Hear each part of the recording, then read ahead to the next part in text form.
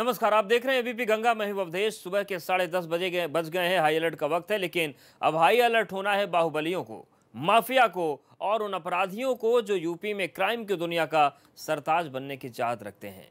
क्योंकि योगी के ऑपरेशन बाहुबल के सामने बड़े बड़े डॉन और बाहुबली घुटने टेक चुके हैं।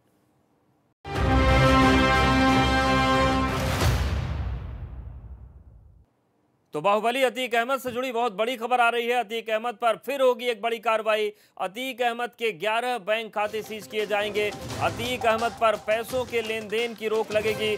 प्रयागराज के 7, नई दिल्ली के 2 खातों पर रोक लगेगी और अतीक अहमद के बैंक खातों में 75 लाख रुपए हैं। जल्द गैंगस्टर एक्ट के तहत सीजिंग की कार्रवाई की जाएगी। तो अभी तक निर्माण ढाए जा रहे थे, लेकिन आर्थिक तौर से भी तोड़ने की कोशिश अब होने वाली है। और प्रयागराज से मोहम्मद मोइन हमारे साथ जुड़ गए। मोइन, जिस तरीके से 11 बैंक खाते हैं और जो बताया जा रहा है कि सीजिंग की कार्रवाई होगी, ये क्या प्रक्रिया शुरू हो गई है या शुरू होनी है?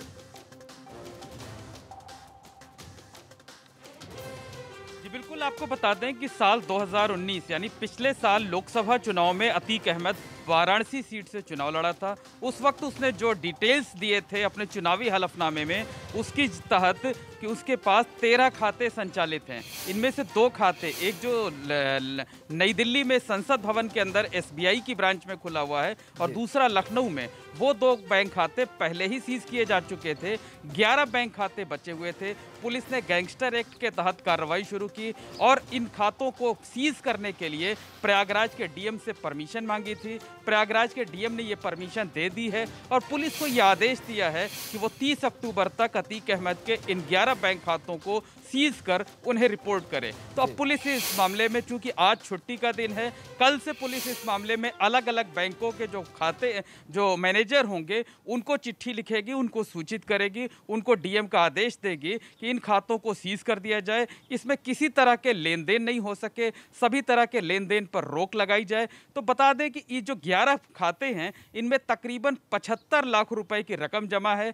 7 खाते प्रयागराज में हैं, 2 नई दिल्ली में संचालित हो रहे हैं और 2 उत्तर प्रदेश के बलरामपुर जिले में संचालित हो रहे हैं। तो साफ संकेत है कि बाहुबलियों और माफियाओं के खिलाफ योगी सरकार का शिकंजा लगातार कसता जा रहा है। जो उनकी अवैध व बेनामी प्रॉपर्टीज़ हैं, उनको गिराया गया, अवैध निर्माणों पर सरकारी बुलडोजर चलाया गया और अब जो उनके आर्थिक स्रोत हैं, उन पर शिकंजा कसने की तैयारी है। हालांकि प्रशासन के सामने एक चुनौती ये भी है कि ये वो बैंक खाते हैं जो सीधे तौर पर, जिसकी जानकारी खुद अतीक अहमद ने अपने चुनावी हलफनामे में दिए थे, लेकिन कहा यह जाता है, ऐसा अनुमान लगाया जा रहा है कि कई बैंक खाते ऐसे हैं जो उनके करीबियों के नाम है, नौकर के नाम है, ड्राइवर के नाम है, परिवार के दूसरे सदस्यों के नाम है। बड़ी चुनौती है मोइन, क्योंकि बेनामी संपत्ति जो है, क्या उसे पता लगाने की दृष्टि में भी आगे कोई प्रशासन कदम चलाएगा?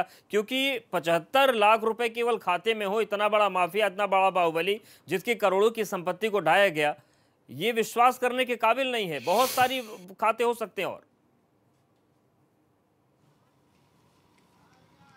जी बिल्कुल, जैसा मैंने पहले बताया कि ये वो 13 बैंक खाते हैं जिनका डिटेल्स, जिनके बारे में जानकारी खुद अतीक अहमद ने अपने चुनावी हलफनामे में दी थी।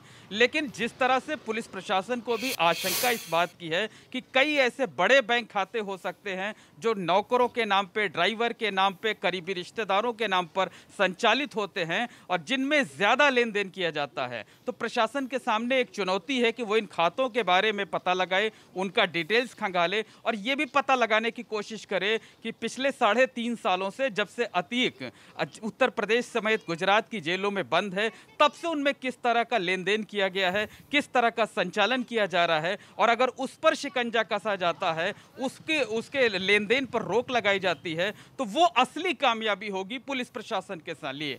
बिल्कुल, लेकिन देखने वाली बात होगी कि किस तरीके से कार्रवाई आगे बढ़ती है और क्या जो बेनामी खाते हैं, संपत्तियां हैं, वो ट्रैक हो पाएंगी। शुक्रिया आपका जानकारी के लिए। उत्तर प्रदेश में इन दिनों माफिया और बाहुबलियों के खिलाफ सरकार एक्शन में है और यही वजह है कि प्रदेश से माफिया राज खत्म करने के लिए शासन एक के बाद एक एक्शन ले रहा है।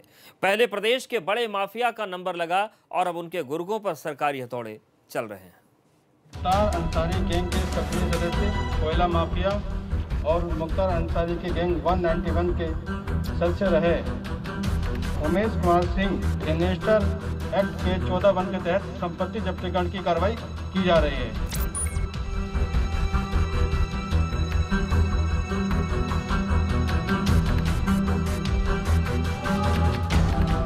पूर्वांचल का माफिया मुख्तार अंसारी हो या फिर प्रयागराज का बाहुबली अतीक अहमद, इन दिनों यूपी सरकार में दोनों के दिन गर्दिश में चल रहे हैं। जो तस्वीरें आप इस वक्त अपनी स्क्रीन पर देख रहे हैं, दरअसल वो इनके गर्दिश को बखूबी बयां कर रही है।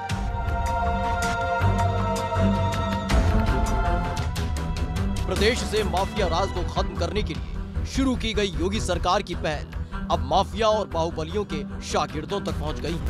ये दोनों तस्वीरें अलग अलग जिलों की हैं, जहां मुख्तार और अतीक के गुर्गों पर सरकारी हथौड़ा चला है। एक तस्वीर मऊ जिले की है तो दूसरी गाजीपुर की। सरकारी बुलडोजर ने गिराया माफिया का बुलंद दरवाजा। गाजीपुर में शम्मे हुसैनी हॉस्पिटल हुआ जमींदोज। दरवाजा गिरते ही तहस नहस हुई गुर्गों की कुंडई। मऊ के बाहुबली विधायक मुख्तार अंसारी के करीबी मोहम्मद आजम का शम्मी हुसैनी अस्पताल आखिरकार जमींदोज कर दिया गया। काफी वक्त से कार्रवाई से बचने के लिए अस्पताल के मालिक और बाहुबली मुख्तार के करीबी मोहम्मद आजम ने कोर्ट में शरण ले रखी थी, लेकिन मुख्तार के गुर्गे की ये चालाकी काम नहीं आई और हाईकोर्ट ने अवैध अस्पताल को गिराने के आदेश दे दिए। मामला ये था कि उन्होंने हमको दफ़ा 10 की नोटिस दिया था, जो 2010 में दिया था और 10 से ये प्रकरण चल रहा था।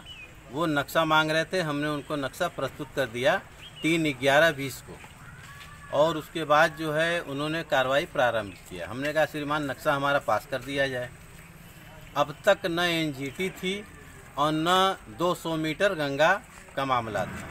उन लोगों ने चूँकि इसको जो है एक अंसारी बंधु से जोड़ करके और हमारे खिलाफ इन्होंने कार्रवाई किया। अदालत ने प्रशासन को 1 सप्ताह का वक्त दिया था कि कार्रवाई हो सके, लेकिन इससे पहले कि मुख्तार का गुर्गा कोई और चालाकी करता, आदेश मिलने के तुरंत बाद ही डीएम ने अस्पताल को नोटिस थमा दिया और रातों रात वहां भर्ती मरीजों को साधनों के साथ दूसरे अस्पतालों में शिफ्ट कर दिया गया और आदेश की अगली सुबह प्रशासन का बुलडोजर अस्पताल की बिल्डिंग पर गरजता दिखा। बनाया गया है, बिना नक्शा पास कराए बनाया गया है, इलीगल है, इसलिए से छोड़ा जा रहा है।